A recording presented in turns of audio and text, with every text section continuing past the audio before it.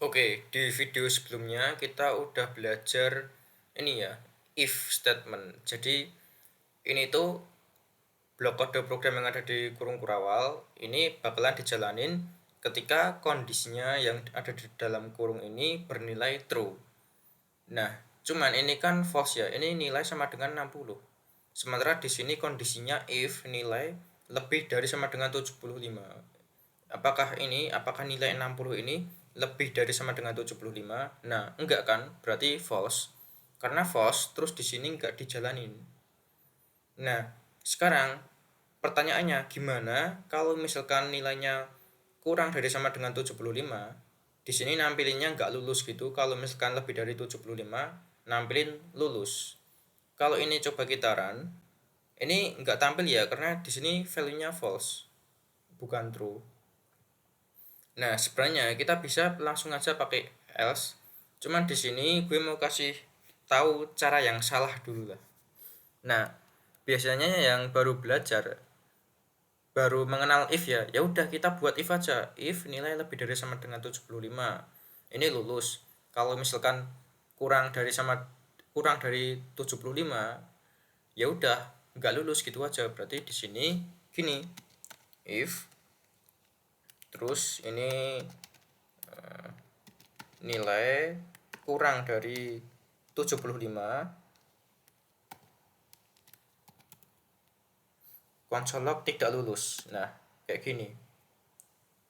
Nah, ini masuk yang mana? Pertama ini cons nilai 60. Kita cek di sini apakah 60 lebih dari sama dengan 75. Kalau benar jalanin ini, kalau salah ya udah lompatin aja nggak jalanin. Nah, karena ini false ya, salah ya, berarti coba cek di sini if nilai kurang dari 75. Nah, di sini kan benar true. Karena di sini true, ya udah jalanin di sini. Konsol log tidak lulus. Kalau ini kita run, nanti munculnya yang ini, yang tidak lulus ini. Nah, terus misalkan gini deh. Ini untuk yang 70, yang lebih dari 75 lulus. Terus yang kurang dari 75 ini tidak lulus. Yang 75 misal remedi gitulah. Atau itu ntar aja, kita punya aja yang ini dulu. Kita bahas yang ini dulu. Biar nggak bingung lah, kita bahas pelan-pelan. Nah, ini bisa aja cons nilai 60. Di sini if nilai lebih dari 75 untuk yang lebih dari 75, terus di sini if nilai kurang dari 75. Nah, ini bisa aja. Cuman ini kan nggak bagus. Ada dua yang sebenarnya bisa kita gabungin jadi satu. Terus kalau misalkan gini, ini juga panjang ya. Ini 3 baris, ini 3 baris. Oh, kalau misalkan baris itu kan bisa diakalin if. Kalau misalkan cuman if doang kan bisa ditulis dalam 1 baris, nggak pakai kurung kurawal gitu kan. Iya, bisa aja sih. Jadi kayak gini juga sama aja.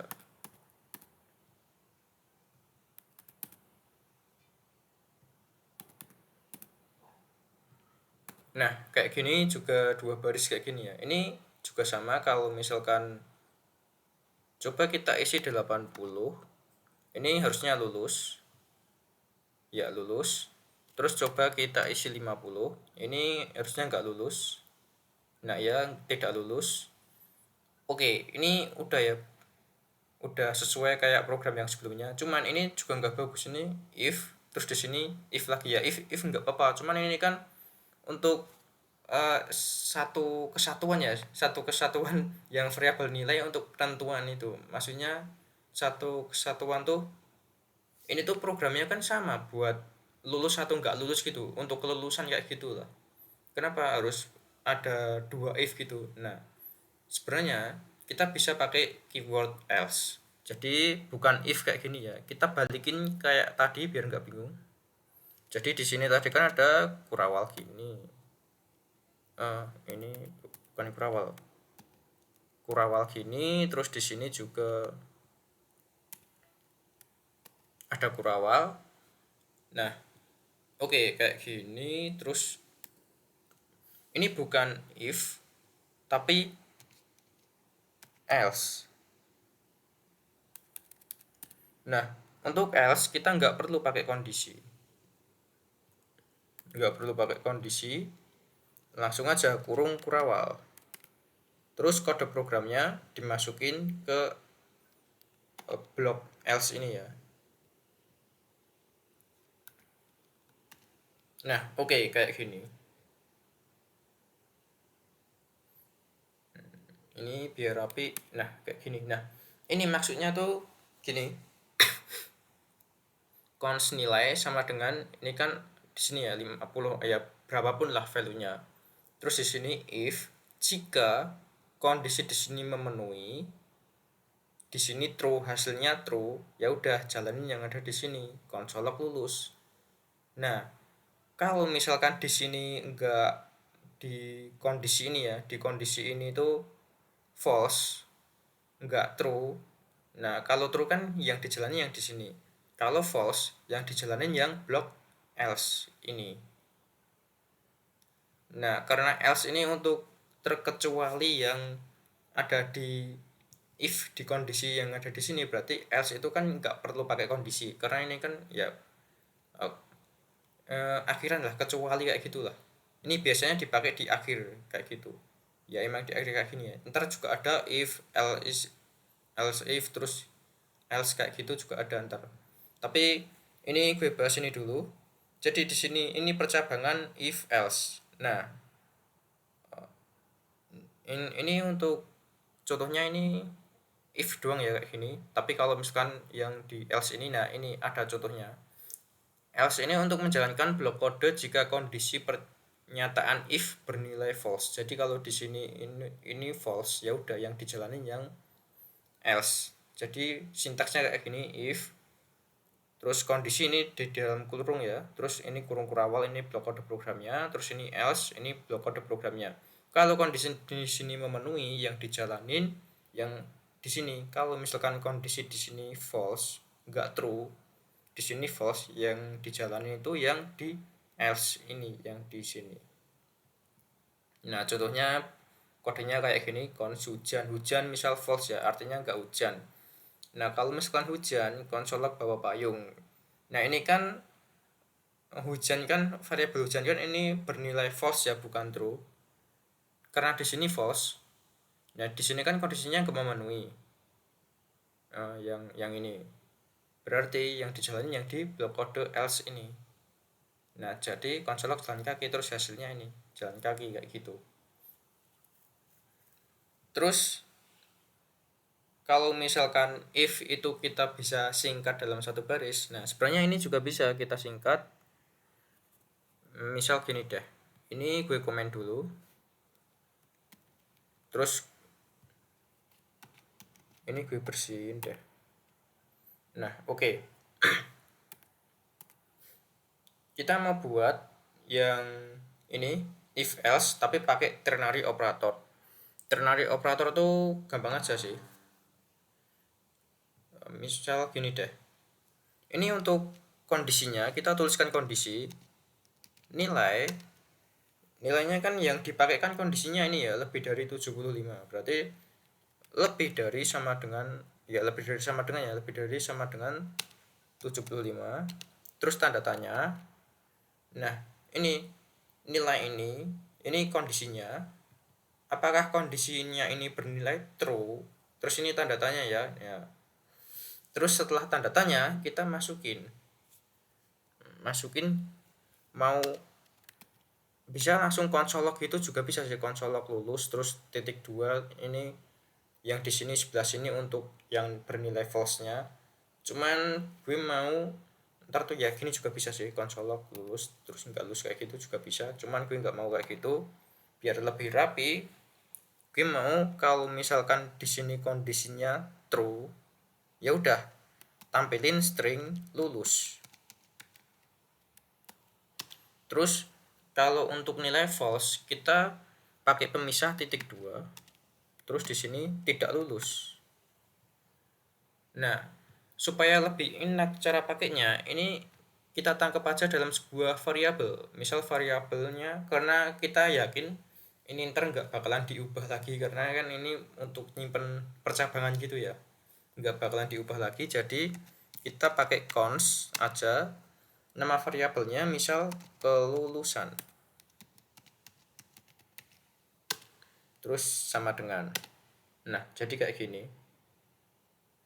Terus setelah itu kita baru panggil console log kelulusan, panggil variabel yang ada di sini.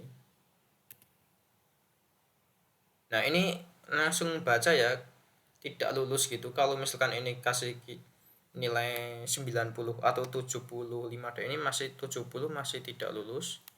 Coba 75, nah di sini lulus. Nah kalau misalkan pakai yang ini ya, bentar deh, yang ini kita uncomment. Nah yang ini kan malah nampilin semuanya di sini, tapi yang dipakai ntar ya yang kondisinya memenuhi. Jadi ketika kita panggil ke konsol baru tahu. Tapi kalau misalkan kita pakai ternary operator, kita tahu sebelum kodenya dijalankan.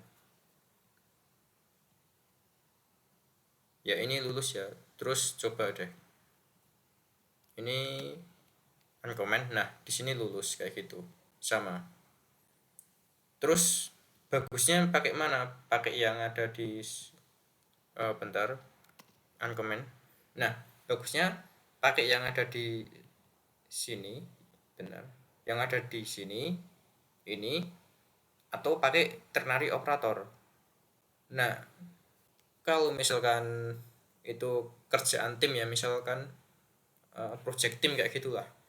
Project team itu kan yang pastikan buat kode bukan hanya ya bisa sekedar buat kode, bisa sekedar baca, terus ya udah sekedar bisa aja. Yang penting projectnya jadi kan nggak gitu. Kan harus kodenya kan harus gampang dibaca sama temen lah, sama rekan kerja gitu. Nah makanya kalau misalkan kebanyakan orang itu nggak pakai ternary operator kayak gini, karena ini emang gampang sih kayak gini doang. Ini tinggal kondisinya, tanda tanya, terus ini ya kayak gitu, dipisahkan titik dua kayak gini. Nah cuman kalau misalkan kodenya udah banyak, nah kadang-kadang itu variabel kayak gini tuh kelewatan, padahal kan ini untuk percabangan. Makanya kalau misalkan untuk percabangan biasanya yang dipakai itu yang kayak gini, if else, bukan yang seperti ini. Terus di sini meskipun ya kalau misalkan pakai extension yang gue bikin itu malah lebih enakan pakai ini ya, karena ini langsung muncul ke konsol, langsung muncul ke editor gitu, value-nya nggak perlu dijalanin udah muncul ke editor, jadi kita bisa tahu nanti outputnya kayak gimana. Cuman kalau misalkan untuk project, nah bagusnya yang kayak gini. Oke, kalau misalkan belum paham silahkan tanya di komentar yang if else ini, karena gue nggak akan mendetailkan secara lebih rinci lagi. Gue mau langsung bahas else if. Nah jadi misalkan ini gue hapus karena ini jarang kepake sih ternary operator, seringnya tuh yang ini. Oke, sekarang kalau misalkan ini kan lebih dari 75 kan lulus. Terus kalau misalkan 75 itu remedi, terus kurang dari sama dengan 75 itu nggak lulus, tidak lulus. Itu gimana caranya? Nah caranya tuh gampang aja. Ini kita buat ulang ya. Ini if nilai lebih dari sama dengan 75, console log lulus. Kalau di sini tuh value-nya true. Oke. Terus di sini kita tinggal else if gitu aja. Bukan else ya, tapi else if. Di sini nilai sama dengan 75. Oh iya, sama dengannya 3 kali ya. Kenapa 3 kali? Karena untuk sekalian ngecek tipe datanya aja, bukan value-nya. Sama dengannya 3 kali.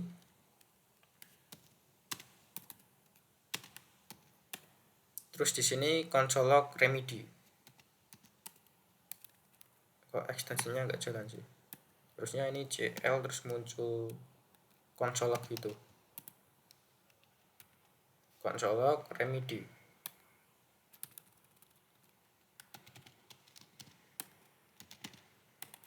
remedy. Nah, terus sekarang yang terakhir untuk else. Console log tidak lulus. Oke. Ini 75, berarti masukkan yang ini sama dengan. Nah, berarti ini yang di sini ya, console log remedy. Oke, kita coba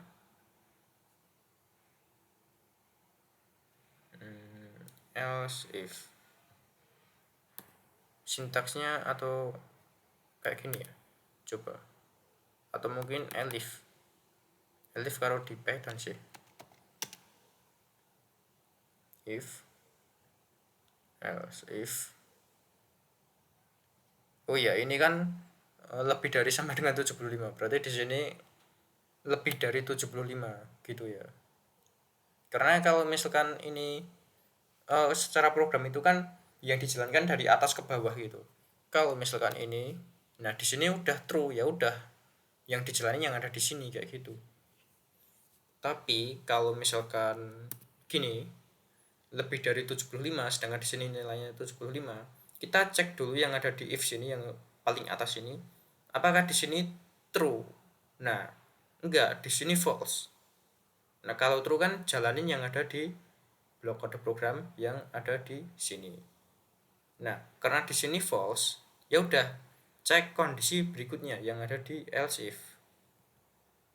Apakah ini true? Nah, ya ini true. Nilai sama dengan 75. Di sini nilai sama dengan 75. Ya udah jalanin yang ada di sini. Terus kalau misalkan di sini nggak ada yang true ya, yang di kondisi ini, jalanin yang ada di kode else. Nah, ini nggak harus if terus else gitu, nggak harus kayak gitu ya. Bisa if doang, atau misal if else doang kayak tadi, atau misalkan kayak gini, if else if terus else gitu, atau misalkan if else if terus di sini juga ada else if lagi kayak gitu juga boleh. Tergantung mau kondisinya berapa sih. Tapi kalau misalkan ada banyak kondisi kayak gitu, biasanya itu pakai switch ya, bukan if else kayak gini. Nah, kita cek satu-satu deh. Kita coba masukkan yang lebih dari 75, coba kita masukkan 76. Harusnya ini lulus ya. Nah, lulus. Terus 75. Ini remedy, oke. Terus sekarang 74. Ini harusnya tidak lulus. Kita coba run. Oke, tidak lulus. Oke, karena ini juga udah lowbat ya. Jadi gue akhiri dulu untuk video percabangan di JavaScript kali ini. Kalau misalkan ada pertanyaan silahkan tanya aja di komentar.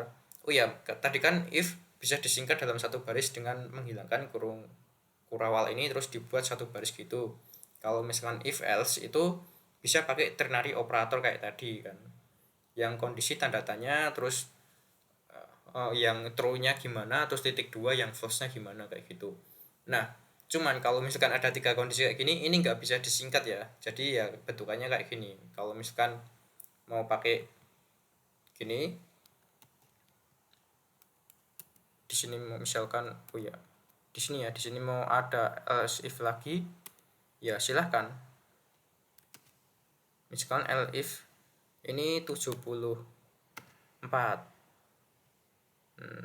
Oh ya, ini kurang kurung kurawal di sini.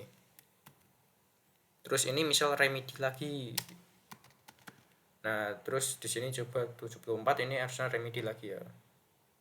Remedy lagi, terus misalkan di sini yang di bawah 70 yang selain inilah, yang selain value-nya yang ada di sini ini enggak lulus.